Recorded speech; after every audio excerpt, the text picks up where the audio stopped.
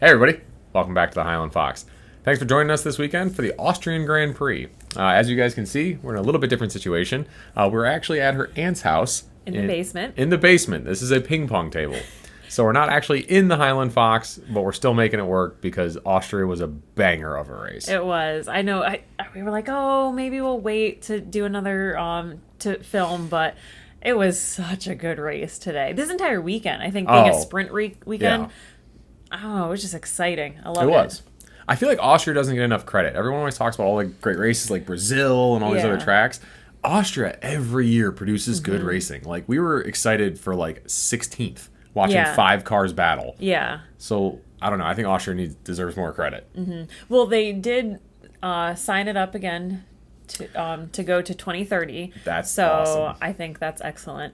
A few years ago, during COVID, they had Austria do two races in a row, and I thought both times they were very good. So I think Austria doesn't get enough credit, and it's, I think, always a fun race. Even if the winner is kind of, we all know what's going to happen. Spoiler alert: Max won. Yay! And but everyone else is exciting. Yeah. So really I think it's just a really fun track. It's simple, but like there's enough variation and like 65-second lap. Or something? Like it's insanely quick, Yeah. and I love it. Yeah.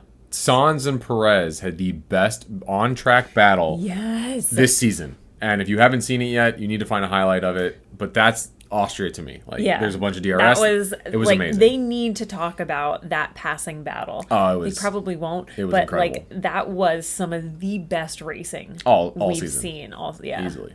Yeah. So one of the negatives of Austria is our second point for the day.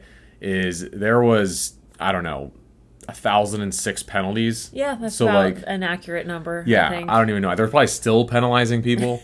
And when this is going to post, on Monday or Tuesday?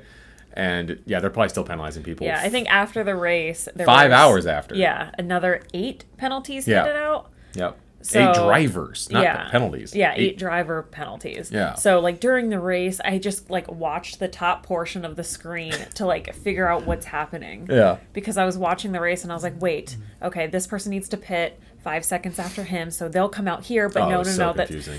So what do they do? But I think I already know what they're gonna do. Okay, so what would you do? They're gonna put gravel at that turn, because any other turn they weren't going off left and right. So I agree. I think gravel would stop it. It's just expensive for them to change the track like that. I think gravel would make it more exciting. But how come the top 3, all guys on podium, didn't get penalized? No one was around them. Like, Checo was fighting with Sainz and didn't get penalized. He got a warning.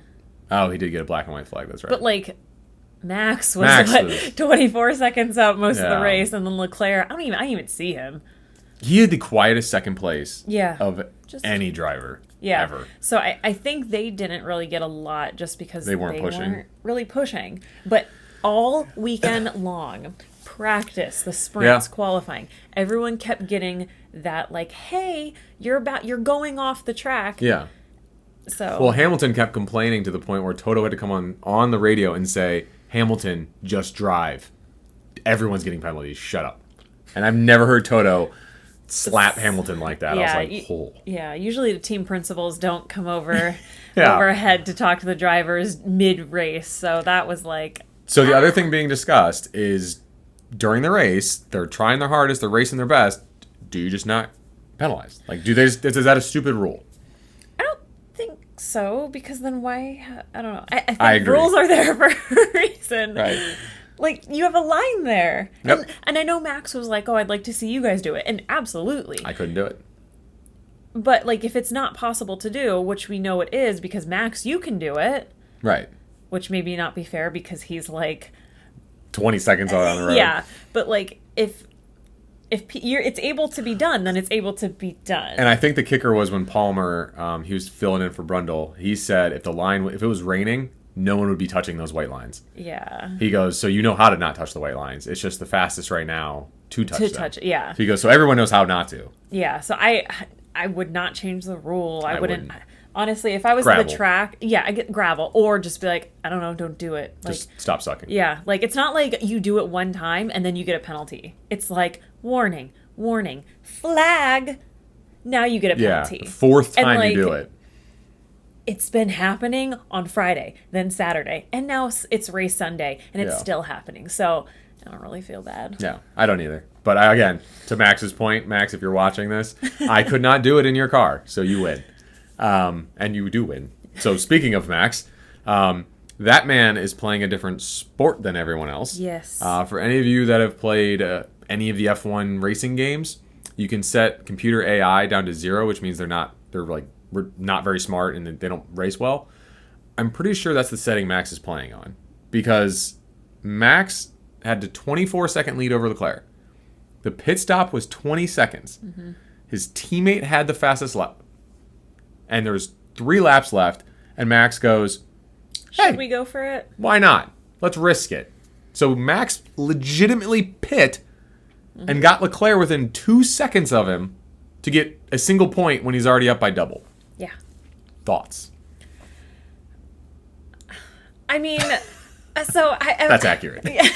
So it did make it a lot more exciting. It did. I thought Leclerc had a chance. Yeah. I just want to see someone else win. Just once. I know. So, I mean, it added a little bit of, like, pizzazz in there. I was like, ooh, that's going to be spicy between Max and Perez off screen. I didn't even think of that. Because Perez and I think Alonso are kind of close in points. So I was like, oh, he's still a point he didn't need. However, I'm going to sound really weird. Poor Max. He is probably so bored. Like, he is This is the only channel that says poor Max when he's winning by 20 seconds every race. Out there. No one sees him. He is 20 plus seconds ahead. Every race. He's won 21 of the last 28 races. Yeah. He's won more races in the last year than Kimi won in his entire career. He's bored, I think. So, yes. I mean, I think he did that to kind of add a little bit of spice into his life and was like, why not? He won by 5 seconds in 1 lap. So, he got the fastest lap. Yeah. And Leclerc didn't have a chance. It was a very weird thing. I was like, don't do it. And then when he did it, I was like, yeah. It was the most, I'd say all of Austria was exciting. Yeah. So, again, Max wins again. Silverstone is next week.